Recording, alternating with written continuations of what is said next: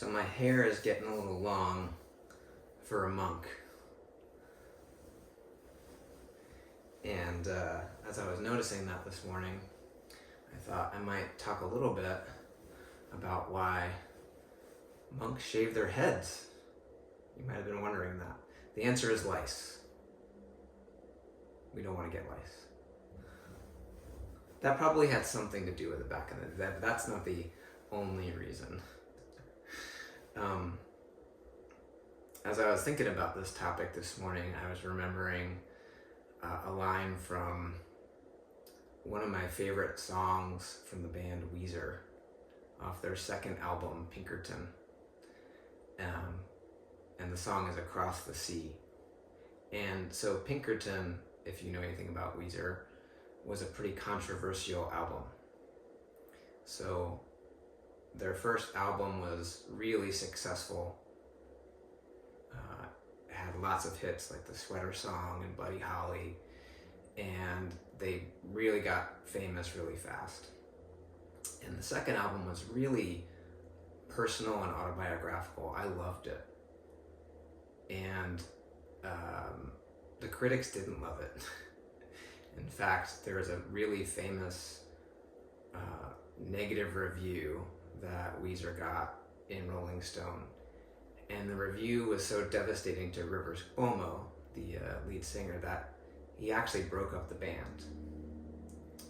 But for a lot of Weezer fans, this was, and still is, one of their favorite albums. But there's some, a schism in the Weezer fan club, or whatever, among Weezer fans. There's some who think Pinkerton is a masterpiece, and some folks who really like Weezer's later stuff. So Weezer eventually got back together. There's actually a Saturday Night Live skit about it that probably about 20 people thought was funny. I was one of them. But there's a line in the song Across the Sea, which is a song about loneliness and disconnection. And Rivers Cuomo wrote this song, probably at the height of Weezer's earliest fame, but he felt really lonely and disconnected. And the song is about getting a postcard from a girl in Japan, a woman in Japan, 18-year-old woman, and lamenting that he is across the sea. And she's so far away, and all he wants to do is connect. And there's a line in the song that says, I thought I'd shave my head and try to be a monk, because I thought the older women would like me if I did. Man, he got it wrong. That's not why monks shave their head. So, Sangetsu Sensei once told me that he found the ritual of shaving the head really beautiful and profound. And when he was ordained, he said that it was explained to him that the reason monks shave their heads is it's a symbol of practice. Hair representing worldly attachment and delusion, and shaving the head representing letting go. And then as soon as you shave your head, your hair starts to grow back.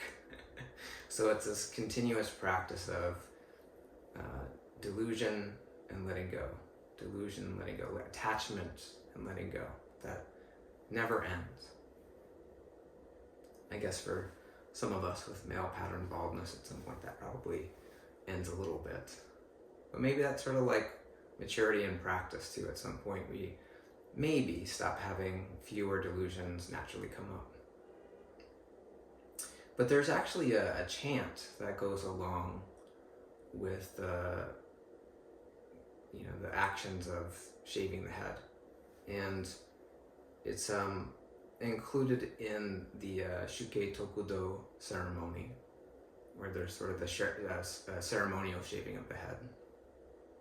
But also it's a chant that I chant before I shave my head these days, every time. Well, when I can remember. Sometimes I forget. One of the things about these, for me now, shaving my head is just a part of life. It's just like, shaving my face or brushing my teeth. So it's becoming normal. And one of the things about normal mundane activities is we can do them unconsciously and forget that they're important. Master Dogen was really, really attuned to the importance of paying attention to the fact that everything we do is practice. And he created all these different chants for his monks around daily, just mundane activities. The one that we do most commonly in Clare Sangha in our community practice, and you're probably familiar with, is the meal gata. So it's the chant we do before we eat. But there was all these other little chants that he created. There was even like a bathroom chant, I think.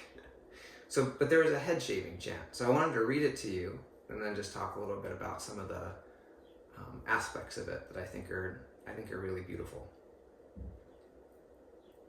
So it goes, in the drifting, wandering world, it is difficult to cut off human ties. Now I'm going to cast them away and enter real activity. This is the way to show my gratitude. Now I am being shaved. I vow to save all sentient beings, to be detached from delusion, and to dwell in tranquility. In the drifting, wandering world. It's a really beautiful set of words to describe the world of samsara, where, we're just constantly in the midst of change. We are change. We're drifting and wandering. The word for a novice priest, or the term for novice priest, is unsue, which means clouds and water. I love that because clouds drift and water flows. In the drifting, wandering world, it's difficult to cut human ties. So what does this mean, cutting human ties? Well, even if you are living in a monastery, you're still living with other human beings, and human ties isn't so much being connected and relating to other people, it's being sort of bound to them.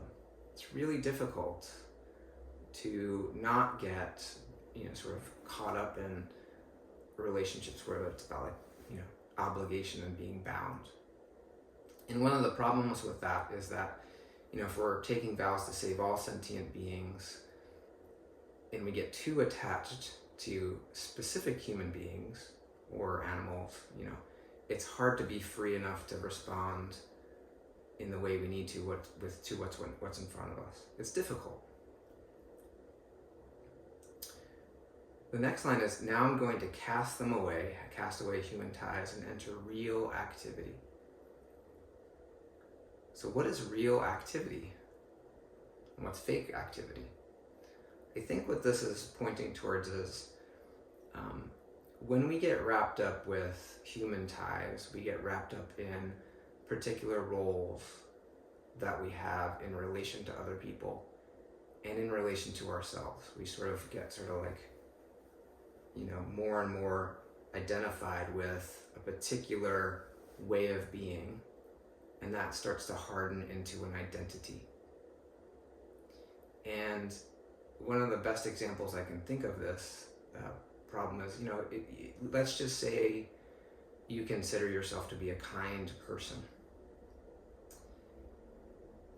If being a kind person is really important to you and you want to maintain that and be seen as a kind person, see yourself as a kind person, then you start to be sort of rigid in the way you act. You must always be kind. And it almost becomes about maintaining that idea of yourself in your eyes and others than the real activity of spontaneous kindness. Sometimes kindness is actually not appropriate or workable. So there's a difference between cultivating an identity based on the particular ties you want to maintain and real activity, which is being in the world and responding to circumstances as they are. this is the way I show my gratitude. Now I am being shaved. I vow to save all sentient beings, to be detached from delusion, and to dwell in tranquility. So shaving the head is a way of temporarily acknowledging and letting go, and being mindful of maybe some of the attachments that you have to the particular roles that you might have found yourself in, and the role that you might have adopted in sort of relation to yourself. And then immediately all that starts to grow back again. I've always kind of, I've worn my hair short for a really long time. And even before I was shaving it all the way down to the scalp, I always felt this sense of kind of peace and calm and centeredness after, cutting my hair. And I've cut my hair for a really long time. And it really kind of dawned on me after, having my head ritually shaved and going through this process about why. There's something very liberating about physically letting go of hair. I don't know exactly how to explain it, but I think it does have something to do with new beginning and letting go. So the thing about head shaving is it's another form of practice. And if you kind of, notice as I'm talking here that it's the same thing we're doing in Zazen. Let go, come back. Let go, come back. And it's the same thing we're doing when we chant. You sort of let go of thinking about chanting and come back to just the act of chanting. And it's the same thing you do in your normal daily life. When you sort of get out of your head and are intimate with circumstances and just come forth. Those moments when you're really connected and not separated from real activity. And then maybe have a moment that, I'm doing this thing, and then you're separated again. All of us yearn for connection and intimacy and interdependence. And when we have that sense of separation, it's usually because we are not fully engaged with what's happening. And then our minds give us advice about how to solve that problem, which usually involves becoming more separate. I need to be this way other than I am, or that person needs to be this way other than they are. And then we start to work towards creating whatever we think that reality is going to be. And then we just move further apart. So, shaving your head may not be workable in your life. But paying attention to your attachments, particularly the attachments you have to the roles that you have, or the roles you think you need to have in other people's eyes, and shaving those down a bit might be a bit more workable. And if you can start to cast away some of those attachments and not become detached, but loosen those ties a bit, then maybe it becomes a little bit more natural to find real activity. So Weezer got back together. I don't think Ripper's ever decided to shave his head and become a monk. But I hope one day he actually does it just to see, and he does it for the right reason, and can see what happens when he lets go of trying to pursue fame and just allows him to be him. Because actually when he wrote Pinkerton, he was entering real activity. It was when somebody judged it as not good enough that he stopped doing what he was doing. And what a shame that was. So, shave away those attachments,